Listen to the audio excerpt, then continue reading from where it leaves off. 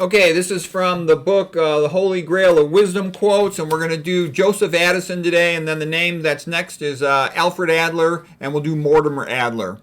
Okay, so Joseph Addison said, "The most skillful flattery is to let the person talk on and be a listener." Yeah, listening to somebody is a compliment. Okay, Joseph Addison, "What a sculpture is to a block of marble, education is to the soul. Knowledge is that which, next to virtue, raises one man above another. Reading is to the mind what exercise is to the body." Now that's a good one. Reading is to the mind what exercise is to the body. And the structure of the sentence is A is to B as C is to D. And you can just take these rhetoric forms and template them. So if you got some other analogous quote, just stick it in there. That's why it's good to know quotes and know rhetoric, because you can structure things intentionally to draw attention, add emotional impact to a statement. Okay, books are legacies that geniuses leave to mankind. Men who cherish women with the highest respect are seldom popular with them. Yeah, it's weird, but the way to talk to a woman is different than talking to a man about anything emotional or relationshipal. It just is. It's weird, but there's a whole game to it that you have to respect if you want to be successful with it. Okay, man is distinguished from all other creatures by the faculty of laughter. A good face is a letter of recommendation. After a certain age, a man, this one's coming from Albert Camus. He says, after a certain age, every man is responsible for his face. And then Albert Camus says, at age 50, every man has the face he deserves. I would say that for me, I look at a man, I can figure out a man usually in 5 seconds, okay? It's usually obvious how they behave, how they talk, how they dress. For me, men are very simple to figure out. Women are difficult. A woman could be absolutely gorgeous, beautiful, but be a complete dumbass. She could be a complete jerk. And at the same time, you could have two women that are both really pretty, and one of them's a moron and the other one's real smart. Also, you can't, I don't know, women are hard for me to figure out, if they're honest or dishonest, nice or not nice. I mean, I always just be nice to them, but, maybe it's because I'm a guy. I'm always figuring out guys in 2 seconds, but women can be tricky from a man's point of view. Okay, Alfred Adler, he was a famous physician, psychotherapist. He was a protege of Freud, him and Carl Jung. However, Freud was very intolerant. Freud was like a dictator. He's like, you take it my way or forget it. And so he didn't like it when Adler and Jung came up with their own individual perspectives. Okay, Adler's most famous for what's called the inferiority principle, and I like it because it pretty much shaped my whole life. Adler believed that people inevitably feel inferior about something, have an inferiority complex about something that's important to them. And they might even feel like they're a failure in some ways. And they develop a strategy to compensate for that feeling of inferiority. And it can range from positive achievement, a good thing, or negative withdrawal. He defines social interest as a person's interest in positive adaptations to their social environment. He says birth order can be significant. The oldest kid interacts with the parents, has more attention, and that can lead them to becoming more sophisticated. Second child can be real competitive, maybe not. Youngest kid has a unique niche. They're often the mischievous one, the youngest kid. Adler was influenced by Nietzsche's idea of a will to power. And he believed that a person has an image of their ideal self, and they then choose short and long-term goals to try to become their ideal self. I actually think that's a good thing. Classic example in ancient Greece was Demosthenes, who was a poor speaker, and he taught himself to be a great speaker. Teddy Roosevelt was sort of weak, and he built himself up to be physically strong. Nietzsche had physical problems, and he wrote about power. I actually think the secret why Nietzsche was so strange, and he was a genius, he was a great genius, but he was also, I think it's because he was a homosexual, and that made him hate Christianity more than he otherwise would. And he also had a fawning, admiration of dictators like Napoleon and Bismarck. So Nietzsche is kind of a complex character. He has a lot of great quotes and a lot of great insights, but when you look at him, he's kind of bizarre and messed up, and he died of syphilis, from... Anyways, psychiatrists and psychologists tend to specialize in treating a disease they have of themselves. It's called the wounded healers, a doctor who treats their own problem. Okay, people can develop a superiority complex and be boastful. Let's see, where's the good stuff? Okay. Um, let's see. Individual psychology. He sat face to face with the patient, which I think is a sign of respect. Like Carl Jung also did that, but Freud sat with his back to the patient. If you study Freud, Freud was a terrible physician and psychologist. He was a genius. He did come up with a lot of unique insights, but Freud like hated the patients. He's so strange and bizarre. And he would give like electroshock to women, not electroshock, but he would electrically shock women if they were frigid to their husbands. I mean, he did some things that were, quite different. He's much more different than what people think if they've only heard about him briefly in a psychology class. Okay, where's the good stuff about Adler? Again, what I liked about Adler, myself, I had injuries that ruined my wrestling career, and that was sort of my big goal in life, to be this great wrestler. And then when I had to create a new identity, I was like Alfred Adler said, I was still a pretty good wrestler. Student athlete year at Stanford, set the record, team captain, all that stuff. But compared to my friends, no way. They were all Americans, national champions, world and Olympic champions. I was a low man on the totem pole, so I super compensated. And also, I didn't know anybody, so I was real lonely. So my social life stunk also at Stanford. And I really compensated by just trying to become a great scholar, because I knew there was going to hopefully open up some opportunity in science or medicine. I hadn't figured out what it was yet, but I mean, I hear people talk about motivation and all that stuff. I would wake up like that and just want to study and learn all day long. I had this incredible energy for it. That's why I think lots of people had higher IQ than me, but they didn't have my motivation. There was nothing else to do. There was no social life at Stanford. There was no hope of having a social life at Stanford. At least I was motivated for something. Okay, anger is when something bad happens to you and you blame somebody else. Guilt is when something bad happens to somebody else and you blame yourself. Here's Alfred Adler quote. Everyone has a feeling of inferiority, but the feeling of inferiority is not a disease. It is rather a stimulant to health, normal striving, and development. It only becomes a pathological condition when the sense of inadequacy overwhelms the individual and makes him depressed and incapable of development. Yeah, if you give up, if you give up on yourself. That's another thing too. I saw, my freshman dorm at Stanford, there was, out of the 12 pre-meds, only 4 got into med school. And it's kind of a joke because they were all like 99 plus something percentile academically.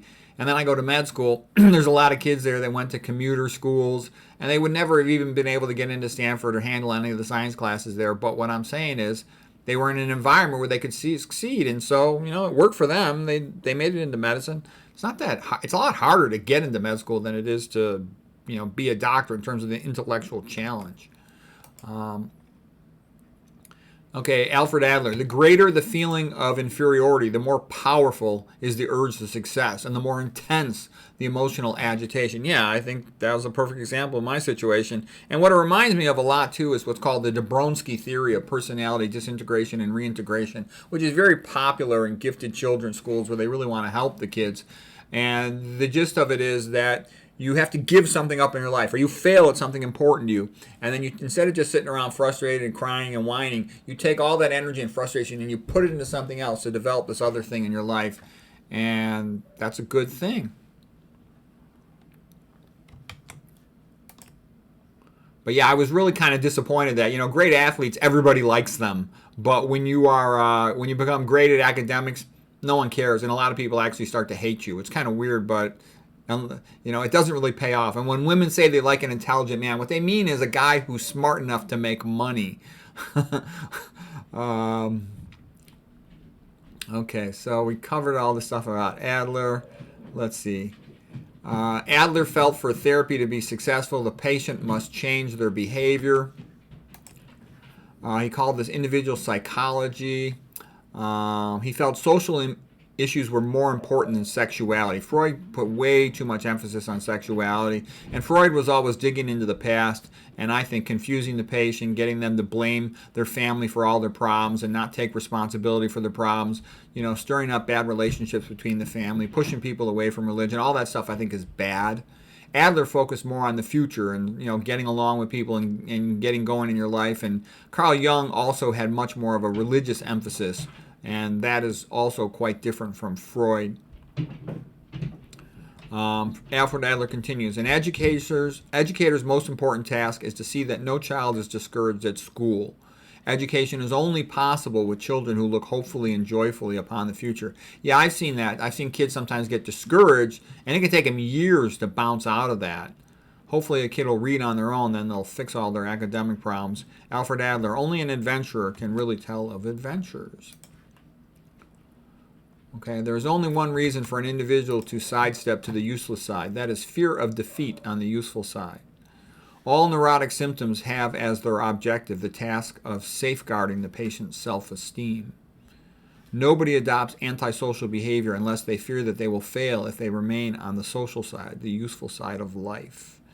You can be healed of depression if every day you begin the first thing in the morning to consider how you will bring real joy to someone else. To some extent, that's a little bit about what we talked about, how the brain is organized. In the center of the brain, you have what's called the default mode network. That's like a time travel machine. You're always traveling from the past into the future, past into the future. What happened before? What am I going to do in the future? And that can lead to obsessive emotional behavior. Whereas you go to the task-based network along the cerebral convexities, that gets you in the present. When you're active in the present, you forget about the past and you don't dwell on the future. So that's one thing that makes you happy, is that you are not dwelling on the obsessive thing that upset you in the first place. And then the second thing is, when you make other people happy or do something nice for them, you get release or reward neurotransmitters in your brain. So being nice doesn't just help them, it helps you as well. And I think you get rewarded for that because socially positive behavior increases your chance of remaining a member of some societal group, and humans do a lot better in groups than they do alone. And when a human's alone for a prolonged amount of time in the wild, they tend to die unless they're really uniquely skilled at individual survival. Alfred Adler continues, every therapeutic cure, any attempt to show the patient the truth, tears him from his freedom from responsibility, and therefore must reckon with the most vehement resistance. Yeah, so that's why when you tell a person, look, either go low-fat vegan or you're screwed, they get pissed off because then they have to change their behavior. They want a pill so they don't have to change anything, just take their pill. But there are no shortcuts. And so, lots of people say things, oh, you want to take my ice cream away from me? Yeah, oh, I'd rather die than stop eating meat, blah, blah, blah.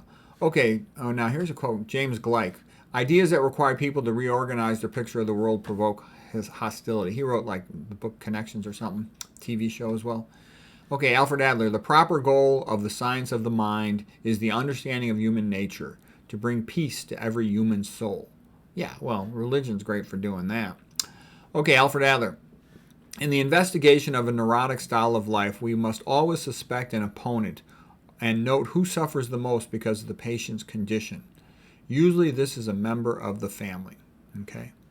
The educator must believe in the potential power of his pupil, and he must employ all his art in seeking to bring his pupil to experience this power. Yeah, that's one of the reasons why parents are a lot of times the best teachers, because they love the kid and they want the best for the kid and they see the potential in the kid. So a good teacher should also see the potential in their students to learn and do something useful and meaningful. Okay. All failures are so because they lack social interest, according to Alfred Adler. Okay. The pampered kid becomes the hated kid. Yeah, so don't spoil your kid. A bad temper is a sign of inferiority. Yeah, if somebody is acting so angry all the time, nobody wants to be around them, so it's a sign that they're kind of stupid to behave that way. Okay, we'll do Mortimer Adler here. Mortimer Adler says, suffrage without education produces mobocracy. Reading is a basic tool for living a good life. The telephone book is full of facts, but it doesn't contain any ideas. That's a good one there. Well, and that, school teaches facts, not a lot of ideas. Public schools, they stink. Okay, here he goes. Mortimer Adler. He's part of the whole University of Chicago, the great books, and that was back when University of Chicago was really pretty good for the humanities. All genuine learning is active, not passive. Yeah, most learning, it's self-directive. It involves the use of the mind, not just memory. It is a process of discovery in which the student is the main actor, not the teacher. Yeah, when you really want to learn something, you pursue it. You are driving the show, not some outside person, a teacher, so to speak. Like in a public school, they just randomly teach you stuff rather than you seeking out what you want to learn. You remember stuff better if you care about it. You care about it more when you seek it out. Learning by discovery can can occur without help, but only geniuses can educate themselves without the help of teachers. Okay, not to engage in this pursuit of ideas is to live like ants instead of living like men. Mortimer Adler asks these questions when a person reads a book. He actually wrote a book about reading a book. Okay, so here it is. Number one, what does the author want to prove? Yep, that's an important question. Is the author trying to help you, trying to share knowledge, or is the author trying to sell something or promote something? Who does the author want to convince? What is the planned audience for the book? Number three, what special knowledge is assumed? What special language is used? Does the author know what he's talking about? Okay, that's reasonable stuff. I think the most important thing is, what is the author trying to prove and who's he trying to convince? Because you can figure that out quite often really fast, and it determines if the book's worthwhile. If the author's just trying to sell you their supplement, then you know it's going to promote the supplement, and you can skip to the last chapter if you even bother with it that much. Okay, Stella Adler. She said, life beats us down and crushes our soul. Art reminds you that you have one. Yeah, art is very ennobling, enlifting, soothing. All right, well, anyways, that's it for the quotes for today. And until next time, hope that was helpful.